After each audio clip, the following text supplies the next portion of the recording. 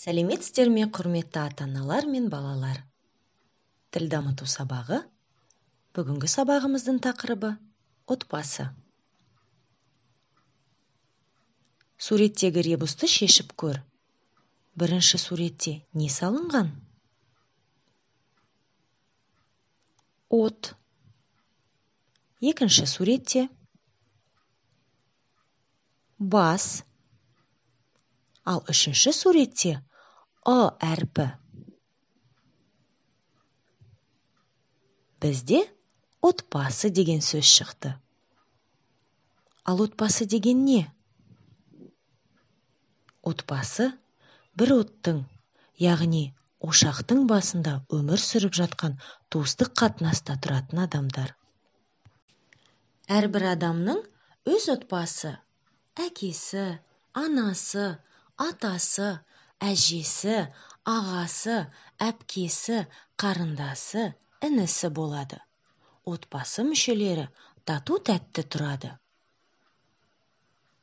Отбасы үлкен болуы мүмкін. Мысалы, сенің әкең, анаң, атаң, әжең, ағаларың мен әпкелерің, інілерің болса. Ал кейде отбасы кішкентай да болады. Мысалы, тек қана ана мен бала. Ең бастысы, отбасында сүйіспеншілік болу керек. Суретке қара. Отбасы мүшелерін ата. Аға, қарындас, әже, ата, ана, әке, іні, әпке және сіңлі. Сен байқадың ба? Аға және әпке өздерінен кіші туған қыздарды әртүрлі атайды.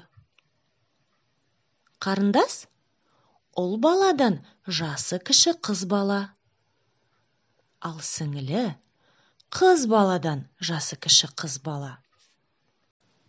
Ал енді жұмыс дәптеріңде 51-ші бетті аш.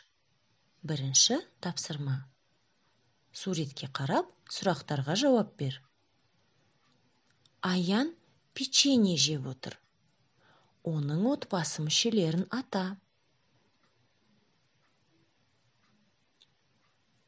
Иә, дұрыс. Әкесі және анасы.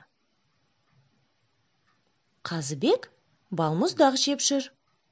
Оның отбасы мүшелерін ата.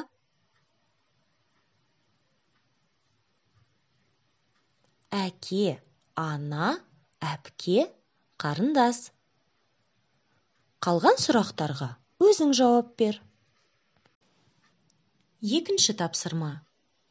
Төмендегі сөздердің көпше түрін ата. Отбасы, отбасылар. Ата, аталар. Әже, әжелер. Аға, ағалар. Әпке, әпкелер. Немере, немерелер. Қарындас, қарындастар. Сіңлі, сіңлілер. Іні, інілер. Бауыр, бауырлар. Бір әкеден туған және жақын туысқан адамдар бауыр деп аталады. Үшінші тапсырма. Жұмбақтарды шеш. Ол менің әкеме ана болады. Ал маған әже. Ол менің анама күйеу болады. Ал маған әке. Ол менің анама әке болады. Ал маған ата.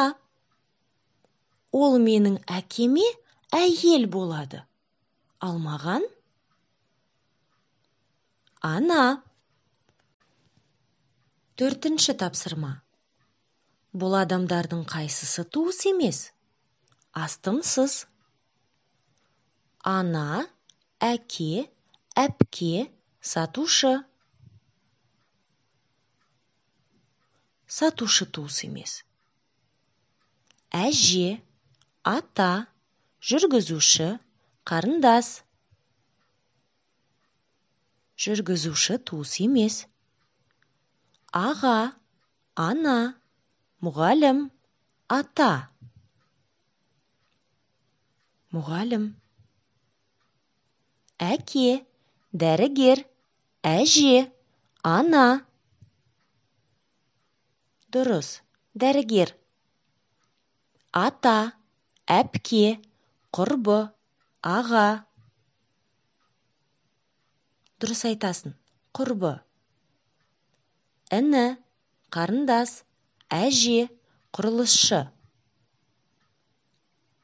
Құрылысшы. Тамаша. Назарларыңызға рахмет.